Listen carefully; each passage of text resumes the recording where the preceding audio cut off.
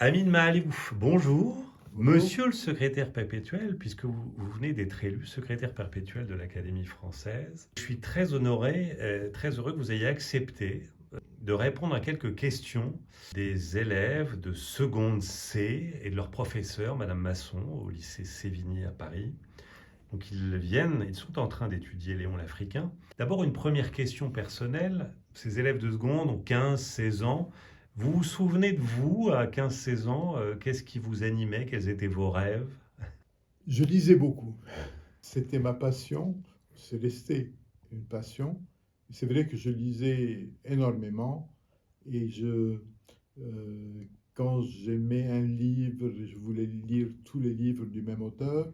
Et je pense que c'est à ce moment-là que j'ai commencé à avoir envie d'écrire. Qu'est-ce qui vous a intéressé dans le personnage de Léon l'Africain? Je crois que je me suis un peu reconnu dans ce personnage. Il est né à Grenade. Il a dû quitter sa ville à cause d'un conflit armé, ce qui était un peu mon cas, puisque moi-même je suis né au Liban et que j'ai dû quitter mon pays natal à cause d'un conflit armé. Il est allé s'installer dans un autre pays. Il a d'abord commencé à faire le tour de la Méditerranée. Il est allé au Maroc, il est allé en Égypte, il est allé à Tombouctou également, il est allé à Constantinople, mais il a abouti en Italie où il a écrit un livre, euh, la description de l'Afrique, en italien. Et donc cette idée de quelqu'un qui va s'installer dans un autre pays et qui écrit dans une langue qui n'est pas sa langue maternelle, ça aussi, ça m'a touché.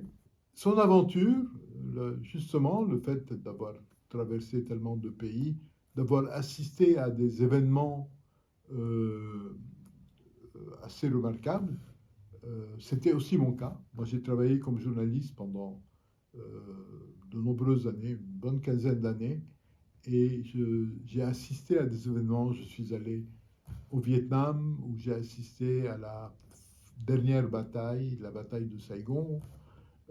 J'ai assisté à la chute de la monarchie éthiopienne, puis à la chute de la monarchie iranienne, et à d'autres événements où je me suis trouvé par hasard sur place. Donc j'ai vécu beaucoup d'événements de mon époque, et lui-même a eu une expérience similaire, puisqu'il se retrouvait en Égypte, par exemple, au moment où le pays a basculé et a été pris en main par les Ottomans, alors qu'il était gouverné jusque-là par les Mamelouks, qui étaient, euh, je ne dirais pas une dynastie, mais c'était un, puisqu'ils ne se succédaient pas de père en fils, mais c'était euh, une sorte de caste militaire qui gouvernait une bonne partie du Proche-Orient à l'époque. Il a vécu des événements importants au cours de sa vie, et ça aussi, ça me parlait.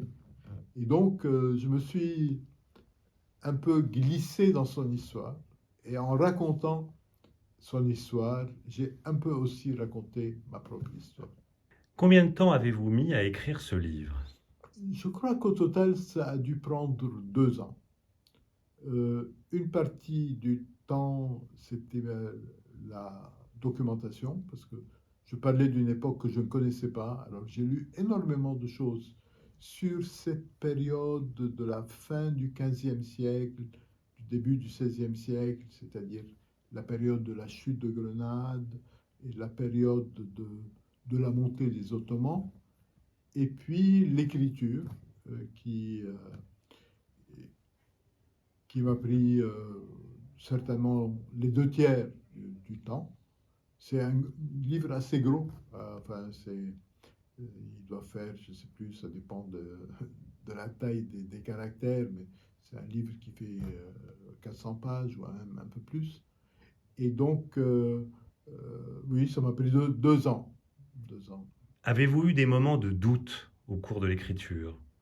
On a toujours des moments de doute par rapport à la manière dont on va aborder euh, tel ou tel chapitre, parce que le livre se divise en 40 années, qui font 40 chapitres, mais je n'ai pas vraiment eu de doute sur le sujet lui-même. Le personnage m'a inspiré, le déroulement de l'histoire, justement cette division en 40 chapitres, je l'ai eu dès le début et je l'ai suivi de bout en bout.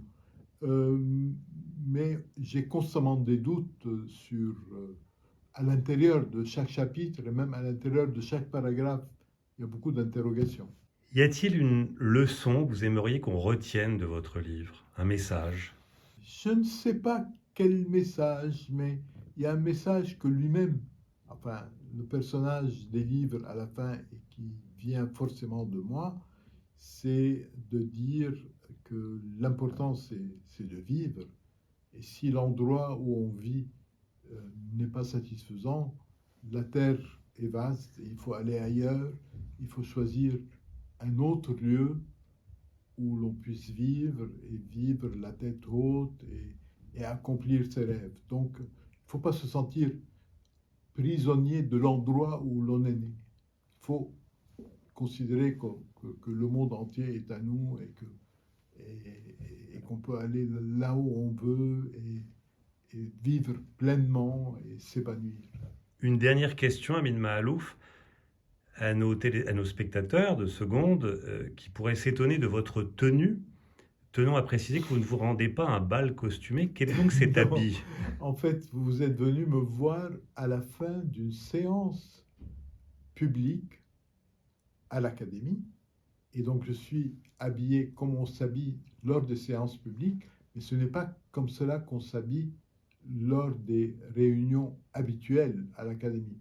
Les réunions habituelles, on est en costume et cravate, mais ce costume, nous le portons lorsqu'il y a des cérémonies solennelles, lorsqu'on reçoit, par exemple, un nouveau membre, ou à quelques autres occasions. Mais disons que cet habit, je le porte 5 ou 6 fois par an, mais pas plus. Amin Maalouf, un immense merci. Merci d'avoir répondu à ces questions et merci de nous rendre si heureux en vous lisant. Merci à vous. Merci.